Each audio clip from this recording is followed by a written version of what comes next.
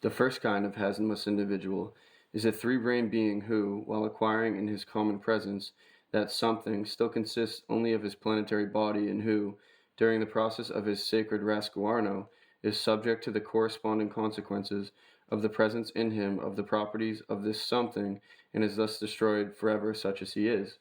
The second kind of Hasnamuss individual is that Kejin body of a three-brained being, which is coated in his common presence with the participation of that same something, and which, acquiring, as is proper to such a cosmic arising, the property of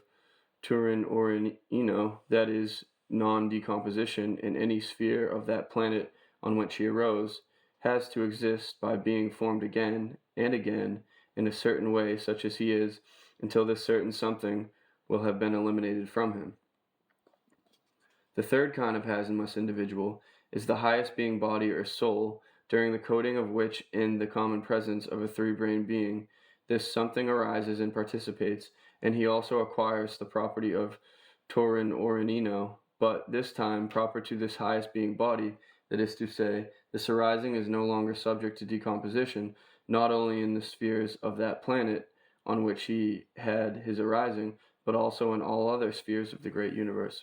The fourth kind of Hasnamuss individual is similar to the third, but with this difference, that the Hasnamuss of the third kind has the possibility of at some time succeeding in becoming, so to say, cleansed from this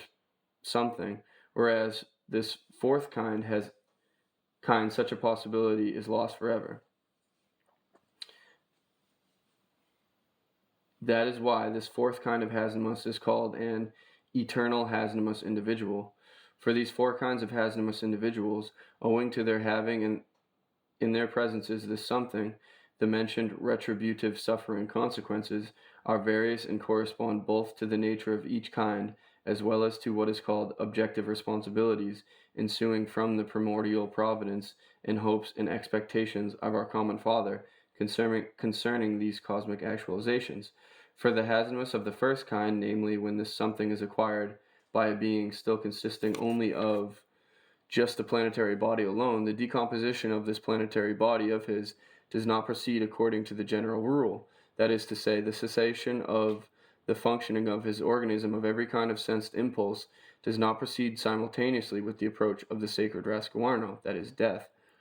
But the process of the sacred rasguarno begins in him still during his planetary existence, and proceeds in parts, that is, one by one, there gradually cease to participate in his common presence, the functioning of one or other of his separate independent spiritualized localizations, or, as your favorites would say there, in such a being, first of all, one of his brains with all its appertaining functions dies. Later on, the second one dies, and only then does the final death of the being approach. In addition to this, after the final death, the disintegration of all the active elements of which the given planetary body was formed proceeds firstly much more slowly than usual, and secondly, with the inextinguishable action only lessened in proportion to the volatilization of the active elements of the mentioned sensed impulses he had during his life. For the second kind of Hasnamuss individual, that is, when the Kejin body of a three-brained being becomes such, the corresponding consequences are that such an indeed unfortunate arising, freed from the planetary body of a three-brained being, on the one hand not having the possibility of perfecting himself independently of and without a planetary coating, does not succeed in eliminating from his presence this maleficent something, even not always acquired by his own fault, which something is always and with everything in the universe an obstacle for the correct flowing of the common cosmic trogoauto-egocratic process. On the other hand, owing to the property in him of Turin Orinino, that is, not being subject to decomposition, in any sphere of that solar system in which he is formed, he must inevitably be again coated in a planetary body, and in most cases with the exterior form of a being of one or two brain systems. And in view of the brevity in general of the duration of beings of these planetary forms, and also not having time to adapt himself to a single exterior form,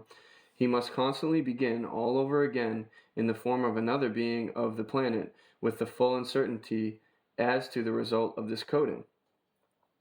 And as regards the third kind of Hasnamuss individual, namely, when the highest being body of a three-brained being becomes such, and when this certain something participates in his coating, in such a quality that he never loses the possibility of freeing himself from it, the matter is still more terrible, chiefly because he, as a higher cosmic arising, who, according to the foreseeing first source principle of everything existing, was predetermined to serve the aim of helping the government of the whole increasing world, and on whom, from the moment of the completion of his formation, even when he was not yet perfected in reason, was placed the responsibility for every subjective voluntary as well as involuntary manifestation, has the possibility to succeed in eliminating from his presence this something exclusively only by the action of the results of intentionally actualized parktall duty, that is to say, of conscious labors and intentional sufferings. Hence, such a higher being body must inevitably always suffer correspondingly, having already acquired the gradation of what is called the degree of cognition of one's own individuality, until this certain something is entirely eradicated from his common presence. As a place for the suffering existence of such a high order of Hasnamuss-Individuals,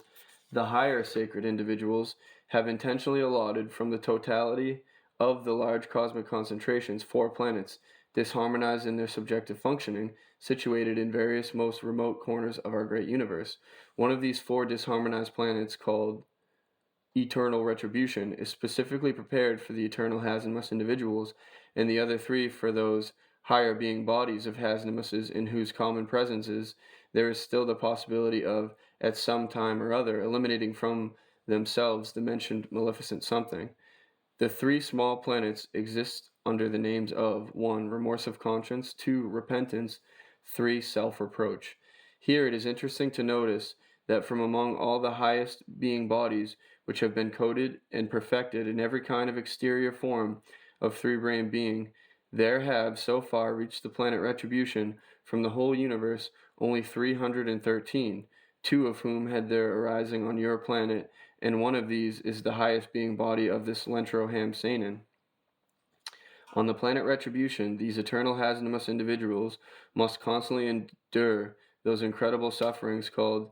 Inkiranudal, which are like the sufferings called remorse of conscience, but only much more painful. The chief torture of the state of these highest being bodies is that they must always experience these terrifying sufferings, fully conscious of the utter hopelessness of their cessation.